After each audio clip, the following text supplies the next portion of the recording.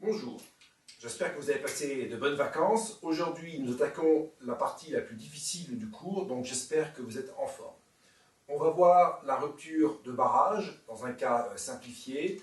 C'est ce qu'on va appeler donc, la rupture de barrage sur fond horizontal et sec ou problème de Ritter du nom de la personne qui a trouvé la solution pour la première fois. Donc on va considérer un cas très simplifié où on a un fond horizontal pour lequel il n'y aura pas de frottement. On va considérer qu'il y a en x égale à 0, il y a un mur avec une hauteur d'eau qu'on va appeler ici H0. Initialement, l'eau est au repos. Alors on suppose qu'on va effacer, qu'on va supprimer instantanément le mur qui est ici et on va regarder ce qui se passe. Donc on va attaquer ce problème de deux façons, on va avoir deux méthodes. Il y en a la première, à mon avis, un peu plus simple, peut-être un peu plus mathématique, mais elle donne un résultat assez rapidement. La seconde, c'est celle que vous trouverez dans tous les ouvrages d'hydraulique et puis également de méthode numérique. Elle est basée sur la méthode des caractéristiques. Alors, si cette méthode-là est plus commune et aussi un peu plus difficile, elle va nous demander un peu plus de travail pour comprendre physiquement ce qui se passe dans ce problème-là. Ensuite, lorsqu'on va arriver vers la fin du chapitre, on va s'intéresser à ce qui se passe lorsque, donc ici, on a un fond sec, hein, il n'y a pas d'eau. Donc cette partie-là, il n'y a pas d'eau. On va regarder ce qui se passe lorsqu'on a un fond qu'on va appeler mouillé, donc pour lequel ici on aura une hauteur donnée qu'on va appeler le H1. On va également regarder ce qui se passe lorsqu'on a, on va négliger ici le frottement, mais qu'est-ce qui se passe lorsqu'on va avoir du frottement? On va voir que la solution sans frottement, donc la solution de Ritter, sera valable dans le corps d'écoulement, mais qu'au niveau du front, donc on fait calculer une solution ici qui sera comme ça, au niveau du front ici, donc ça se propage, au niveau du front ici on aura une zone qui sera dominée par le frottement, donc on va avoir une modification de la solution. Alors il n'existe pas de solution analytique, mais on peut trouver des solutions rapprochées, donc ça sera également une nouvelle occasion de voir comment est-ce qu'on fait pour trouver des solutions analytiques approchées à ce type de problème. Il y a donc un autre paramètre, donc qui est le paramètre de pente, qu'on pourrait également étudier. Il existe des solutions analytiques, mais là, par contre, l'outil mathématique devient relativement compliqué. Donc j'ai écrit un article il y a maintenant 12 ans qui proposait cette solution-là. Donc je vous renvoie pour les gens que ça intéresse, mais là, pour le coup, il faut s'accrocher. Alors, on va également s'intéresser au cas où le barrage est infiniment large. Donc, contrairement au cas précédent, où on avait considéré ici un volume fini, donc avec un mur, et avec, si vous vous souvenez, un problème de Riemann ici et un problème de Riemann au fond. Excusez-moi. On va ici considérer, donc on a quelque chose qui est infiniment long dans la direction moins infinie. Donc on va considérer uniquement un problème de Riemann au niveau de x égale à 0. Ok, donc là j'ai répété les hypothèses. Je vais écrire les équations de Saint-Venant. Donc les équations de Saint-Venant, si vous vous souvenez, hein, maintenant vous êtes habitués, on a la conservation de la masse.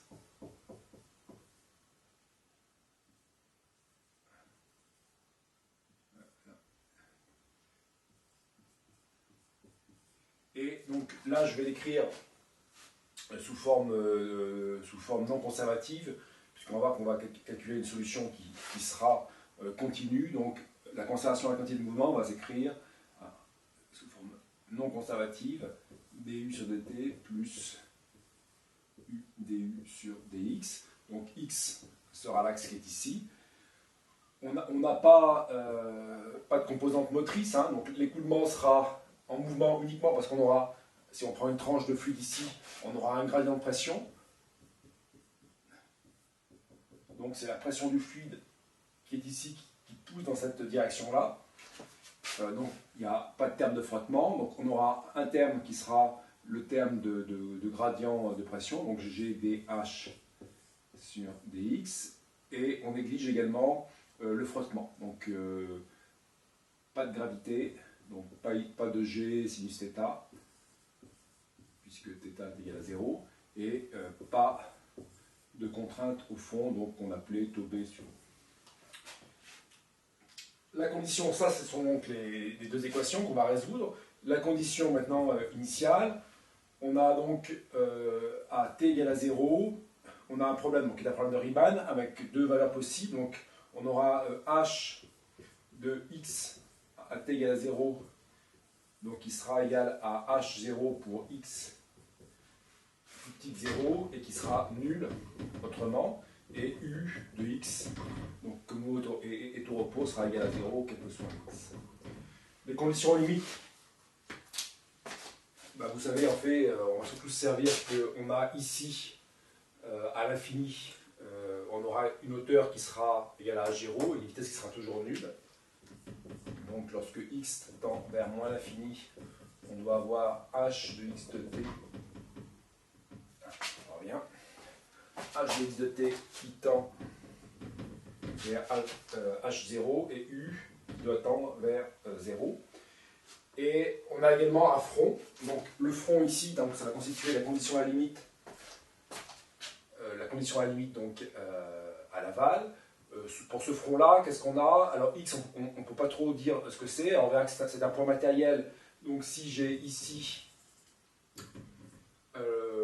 xf, la position du front au cours du temps, la vitesse en xf, ça sera la dérivée du temps. Alors c'est un cas particulier, puisque ce point-là sera un point matériel. Un point matériel, ça veut dire que si on mettait par exemple un bouchon, le bouchon resterait tout le temps à la même place. Alors en pratique, il y a du frottement, donc cette condition-là, en fait, dès lors qu'il y a du frottement, en fait, il y a du fluide qui arrive et qui repart, ce qui fait que si vous mettiez ici un bouchon, il ne resterait pas au même endroit et il serait après expulsé vers la queue d'écoulement. Donc ça, c'est valable uniquement en l'absence de frottement. Et donc on aura ici h de xf au niveau du front qui sera égal à 0. On a donc le raccord avec le sol. Voilà, donc on a écrit les conditions, les équations, les conditions initiales, les conditions aux limites. Alors, la méthode qu'on va employer, la première méthode sera ce qu'on appelle la méthode par les fonctions autosimilaires. Alors, c'est une technique qu'on a déjà vue et qu'on va revoir par la suite, entre autres dans ce problème-là un peu plus loin.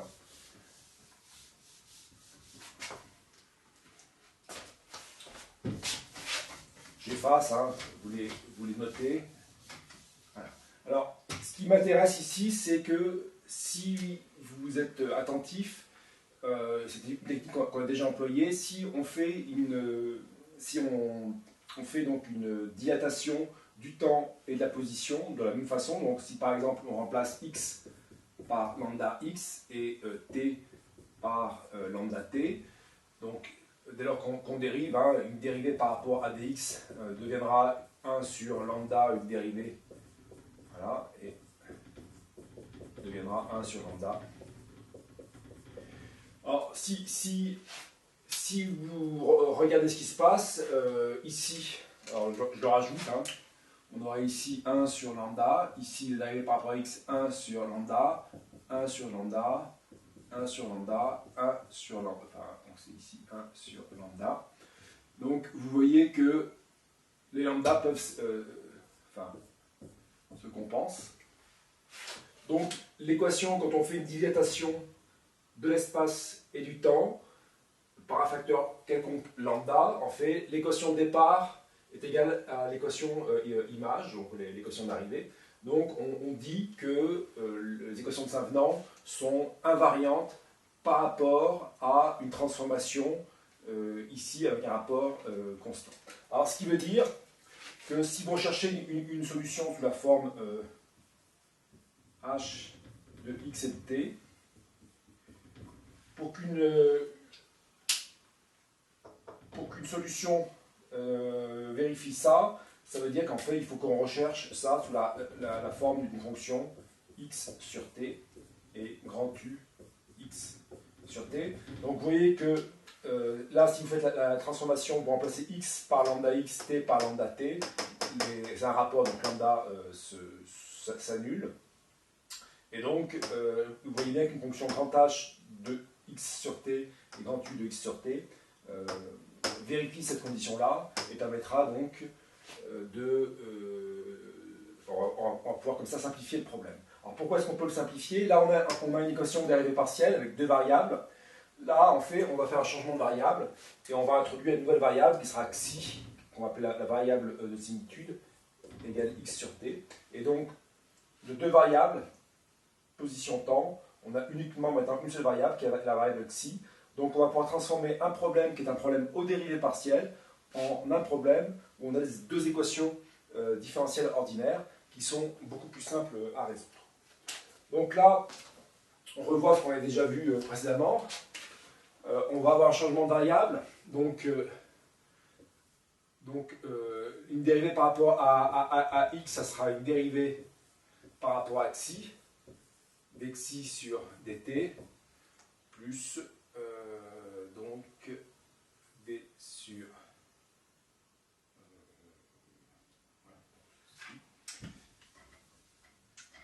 et non, oui, d sur dxi, dxi sur dt, et d sur dt,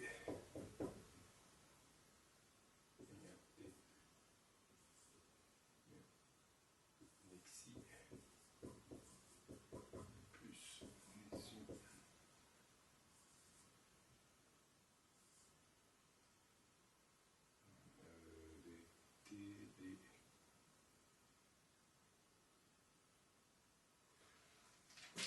Donc on va faire le changement de variable. On a donc la dérivée par rapport à x, c'est la dérivée de ça fait d sur dxi, dxi par rapport à dx, et d sur dt, ça fera d sur dt, et dxi sur dt. Donc, avec la définition qu'on a là, ça nous fait donc 1 sur t d sur dxi. Et là, ça nous fera donc moins x carré, moins x sur t carré, je veux dire, d sur dxi. En me resservant de la définition, ça me fait donc moins xi sur t sur d sur dxi. Donc je le mets là, je vous laisse vérifier si vous voulez. Donc on a d sur dx, ça fait 1 sur t, donc ça devient un d droit, hein, d sur dxi, et la dérivée par rapport au temps, ça devient moins xi sur t, d sur dxi. Donc on va maintenant faire la substitution dans l'équation de conservation de la masse, dans l'équation de conservation de la quantité de mouvement. Alors j'efface ici pour donner un peu. Voilà. Donc le terme qui est ici, donc ça me fait une dérivée temporelle, donc je vais avoir ici moins xi sur t de h'. Ce terme-là, il faut que je le développe, donc ça me fera plus donc u sur t de h' plus 1 sur t donc de h u', ça c'est égal à 0. Et là, donc pareil, ça me fait moins xi sur t u', plus u sur t, pas de t droit, donc sur u'. Et ici, ça me fait, le moins, il a disparu. Ici, donc ça me fait moins g h' sur t. Alors, comme on s'y attendait, on peut, puisque l'équation est invariante, donc on doit avoir uniquement après une fonction de h, u et de xi, donc on voit que le terme t disparaît. Alors, cette équation-là, on peut l'écrire un peu différemment. En général, quand on a un système de deux équations, on va en fait chercher à l'écrire sous la forme d'une matrice grand A multipliée donc par un vecteur. qui sera le vecteur ici H', U', multiplié, donc, enfin le terme qui sera ici, ce sera le terme de droite. Alors, si vous regardez en fait, comme on a partout des termes différentiels, ici le terme de droite sera forcément égal à 0. Alors que vaut la matrice A? Du coup, ici, donc, quand on regarde, il faut que ça fasse, on multiplie par H', donc ça me fait ici moins xi. Après, moins xi, j'ai aussi ici un U, donc ça me fait U moins xi. Là, U', donc le terme qui est ici, ça me fait donc un H. Après, je suis là, donc je connecte les termes en U', donc là c'est pareil, j'ai ici un U moins xi pour le terme en U'. Et le terme en H, donc je le passe ici, à gauche, donc ici j'ai donc G. Donc si vous regardez, imaginons que ce ne soit pas des fonctions, mais que ce soit un vecteur, vous avez un vecteur, une matrice multipliée par un vecteur qui est égal à 0. Donc si A est inversible, à ce moment-là, vous avez ce vecteur-là qui doit être égal à 0, ce qui pour nous pas d'intérêt. Ça ferait H', U' égal à 0, donc on aurait donc H et U constants. Alors H et U sont constants initialement, ils ne sont pas après, mais vous voyez que dès le début, puisque c'est des constantes, mais des constantes qui seraient différentes entre ce qui se passe à gauche et ce qui se passe à droite, une solution comme ça, continue et constante, n'est pas possible. Une possibilité, donc, c'est que en fait, on a un système qui soit surdéterminé, donc que le déterminant de A soit égal à 0. Donc si on considère maintenant que ça, c'est physiquement possible uniquement si le déterminant de A ici est égal à 0. Alors, je suis désolé, mais j'ai pas beaucoup de place. Ça me fait ça. Alors, le déterminant, donc ça me fait ici le produit ici, donc ça me fait U moins xi au carré plus moins GH est égal à 0. Donc la condition, c'est qu'on ait H qui soit égal à 1 sur G U moins xi au carré. Donc maintenant on va se servir de ça, puis on va la substituer dans une des équations, donc peu importe. J'efface un tout petit peu. Donc il suffit que je substitue cette relation-là, par exemple ici, et que je résolve pour... alors ce sera soit la première ligne, soit la seconde ligne. Donc si je prends la première ligne, par exemple, j'aurai U moins X H' plus H U' qui doit être égal à 0. H', si je le différencie par rapport à xi, ici j'ai une fonction composée, donc ça me fait 2 sur G. Donc dérivé de ça par rapport à xi, ça me fait xi' moins 1. Ensuite,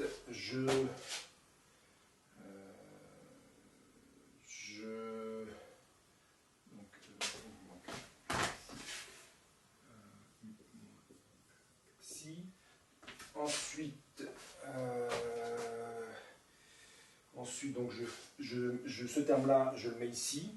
Donc ça me fait U moins xi. J'ai peut-être pas fait plus simple. U moins xi 2 sur G. U moins xi H', 2 sur G. Moins 1. U moins xi.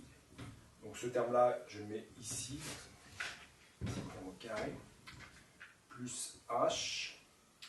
Donc H, je le remplace ici, ça me fait 1 sur G, U moins xi au carré. Donc on va pouvoir se débarrasser de G et ici de U moins x au carré. Et il me reste un U' ici, et ça c'est égal à 0. Donc je supprime donc ce terme-là, le G ici, ça. Bon, je m'en sors pas trop trop mal. Donc en fait j'ai ici 2 U' plus U', donc ça me fait 3 U'.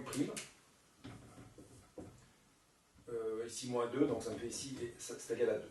Donc quand j'intègre, ça me fait U égale donc 2 tiers de xi. C'est 2 tiers plus une constante. Alors cette constante, on va la déterminer après en tenant compte des conditions aux limites.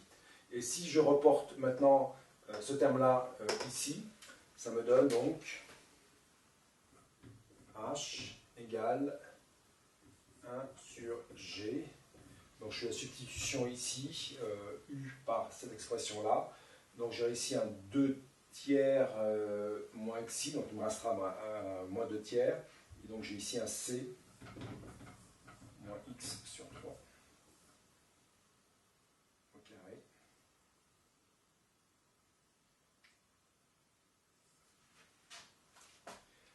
Alors maintenant, comment est-ce qu'on fait pour déterminer cette constance-là? On va se servir des conditions aux limites. Donc on avait vu qu'on en avait deux. On avait une ici qui nous disait donc que au point qui est ici, on doit avoir h égale à 0. Donc on voit que ici h égale à 0. H égale à 0, ça impose que xi soit égal à 3 fois c. Donc si est égal à 3 fois c, si je le substitue ici, donc là ce xi je vais l'appeler xf, hein. Donc ça sera le xi du front. Et si je le reporte dans l'équation de u, ça me dit que du coup u au niveau du front, ça sera donc 2 tiers de xi f, donc ça fait 2 tiers de 3, donc il me restera c, donc ça me fera 2c plus c. Donc, voilà. Et ça va être égal donc à, on a dit que ça doit être égal à d de xf sur dt. Comment xf est relié au temps? Vous voyez que la condition d'autosimilarité ici nous implique qu'on doit avoir xf qui est égal à xi f multiplié par t. Donc xi f c'est égal à xf divisé par t. Donc là, ça revient à dire qu'on doit avoir donc 3c, 3c ici est égal, donc quand vous différenciez, ça vous fait ici xf. Donc quand on connaît c, on connaît la position du front. Ensuite, on sait qu'on doit avoir, après, on va regarder ce qui se passe ici au niveau du point de raccord.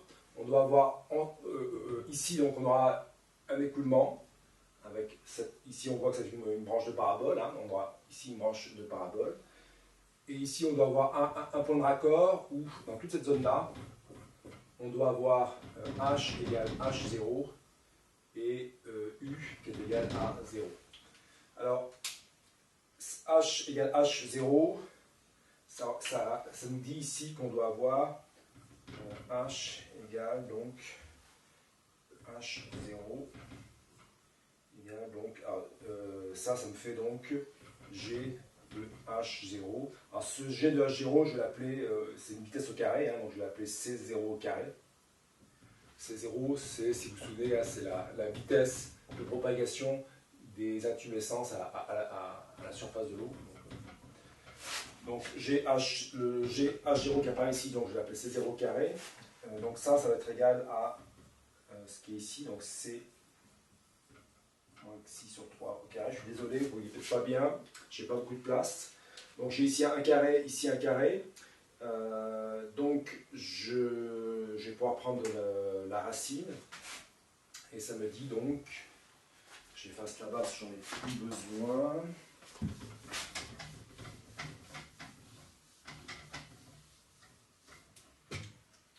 Ça me dit donc, j'en étais où? J'en étais là. Qu'on a donc C Si alors ce point-là, si ça c'était le front F, ce point-là je vais l'appeler xi B pour back. Hein. Et donc xi B, ça sera xi B multiplié par le temps. Donc pour la même raison que précédemment, parce qu'on a une variable d'autosimilitude, le front doit se déplacer à vitesse constante et la queue ici, donc le point de raccordement, doit également se déplacer à une vitesse constante. Donc ça revient à dire ici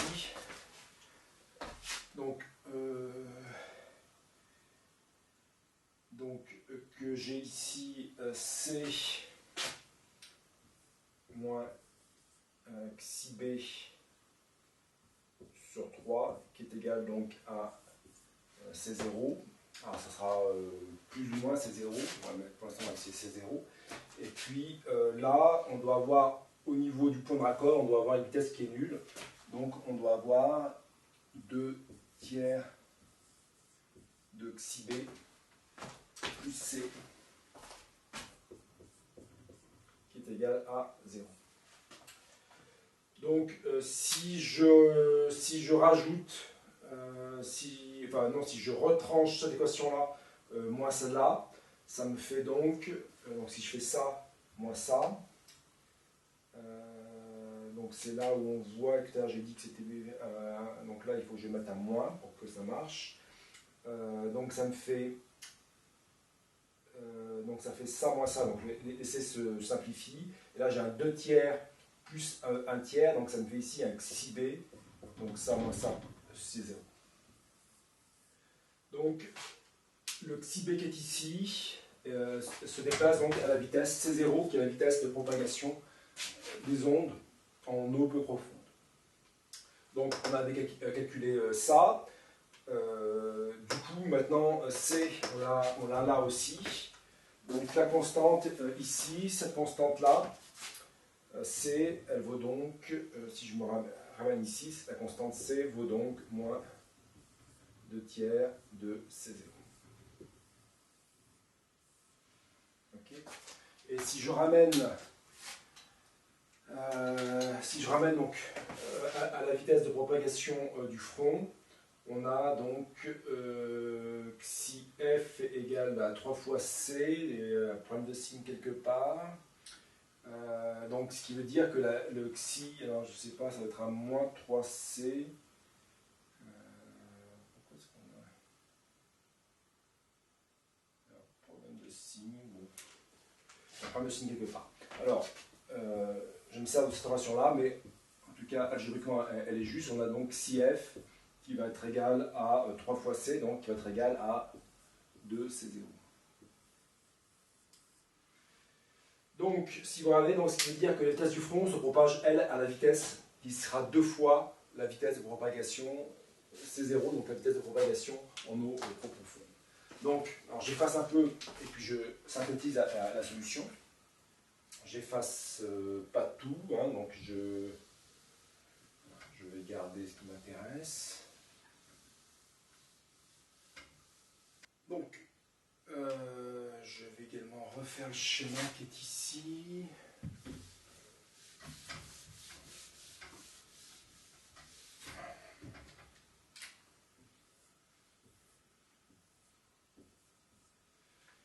Donc, initialement, on supprime le mur du barrage, et donc on va avoir une solution. Je trace ici donc la hauteur, avec ici le point de raccordement, donc qui se déplace à une vitesse constante, qui sera, on l'avait vu, hein, qui sera égale à moins C0, donc algébrique. Et donc, ici, on a une solution qui est comme ça, et donc cette solution ici, donc pour H. Et ici, on a le front, donc ici c'est le point B, ici le point F, donc avec ici XF, on avait vu que c'était 2C0T, et le point XB ici c'est moins C0 XB. Donc H ici c'est une arc de parabole. Donc on va avoir, c'est la même arc de parabole, donc c'est une solution autosimilaire qui va s'étirer autour du temps, elle va s'étirer donc essentiellement dans l'axe des x comme ça, et un peu moins fortement, rapidement ici, quand on va vers l'arrière. Et si je trace maintenant ça, on voit qu'on a, donc ici on doit avoir une vitesse qui est nulle, on doit avoir un raccord, et ici on doit tendre vers une vitesse qui sera la vitesse du front, hein, donc point matériel, donc la vitesse du front, UF, dérivée de la position du front, égale à 2, c'est 0, et on a ici une relation qui est linéaire, donc on doit avoir ici une vitesse qui varie linéairement. Donc ça c'est la solution de Ritter, en l'absence de frottement sur fond horizontal, et ici on a un barrage qui est infiniment long. Alors, plusieurs remarques. La première, c'est que si vous regardez ce qui se passe ici, donc on a, c'est une parabole, donc la tangente de la parabole ici est horizontale, donc c'est ce qui veut dire qu'au niveau du front, la hauteur d'eau devient infiniment petite, et elle vient tangenter. Alors évidemment, ce n'est pas physique, hein, et on va voir juste après que justement, on va avoir au niveau donc, du front, on va avoir du frottement. Donc si on devait agrandir ce qui se passe ici, la théorie de Ritter prévoit qu'on doit avoir quelque chose qui vient tangenter le front, hein, XF. En pratique, ce qui se passe, c'est qu'on va avoir en fait ici un raidissement, et on va avoir une solution qui est comme ça, et qui vient se raccorder à cet arc de parabole ici. Donc ça, c'est ce qui se passe lorsqu'on agrandit au niveau du front. Donc ça, c'est la solution théorique. La solution réelle, en fait, ce sera une solution où on aura ce bombement. On va calculer ça après avec la méthode de Whitham, juste après. Le second point, c'est que si vous regardez ce qui se passe en x égale à 0, donc on a que xi est égal à 0, donc ce qui veut dire que au niveau du front ici, on a tout le temps, en x égale à 0, une vitesse qui est constante qui sera égale à 2 tiers de ces 0, et h qui sera toujours une hauteur constante. Donc en fait, cette courbe-là, elle va s'étirer, mais c'est comme si également elle pivotait autour ici d'un point. Et donc, ici, si vous calculez, donc xi égale à 0, ça fait une hauteur ici qui serait égale à 4 C0 carré sur 9G. Donc la hauteur qui est ici, c'est 4 C0 carré sur 9G. C0, c'est G, H0 carré. Donc si j'avais au carré, ça me fait donc ici 4 neuvièmes. Donc ça disparaît. Donc ça me fait 4 neuvièmes de H0. Donc 4 neuvièmes, c'est à peu près la moitié. Donc vitesse constante égale donc à 2 tiers de C0, hauteur constante, donc ce qui veut dire que le débit en fait constant. C'est ça qui est assez surprenant. Donc, le débit qui apparaît ici, c'est un débit qui est constant, et donc ce débit, dans une rupture de barrage, ça sera donc 2 tiers de C0, multiplié donc par la hauteur qui est ici, qu'on vient de calculer, donc 4 neuvièmes de H0. Donc ce débit, par unité de largeur, donc ici, ça me fera 8 sur 27, et donc je vais remplacer donc C0 par, donc ça me fera racine de G, H cube, et je prends la racine.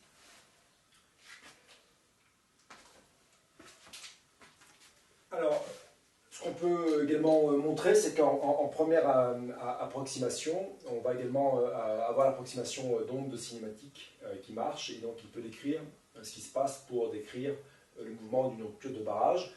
Approximation d'onde cinématique, si vous vous souvenez, normalement, il faut que le mouvement soit proche du régime permanent, et on va supposer que la vitesse est reliée à la hauteur. Alors en fait, ici, ce n'est pas tout à fait le cas, mais il existe une relation univoque entre hauteur et... puisqu'en fait, il suffirait d'éliminer ici U, il faudrait xi entre U et H, donc c'était la relation que... disparu. Donc on pourrait déterminer cette relation-là, et on pourrait donc employer l'approximation d'onde cinématique pour décrire le mouvement. Ça, je vous laisse voir ça dans les notes de cours. Ok, alors, première méthode, fonction autosimilaire. On va voir maintenant une seconde méthode qui va demander beaucoup plus de travail. C'est la méthode qui est généralement donnée dans les livres, mais ce n'est pas la plus simple.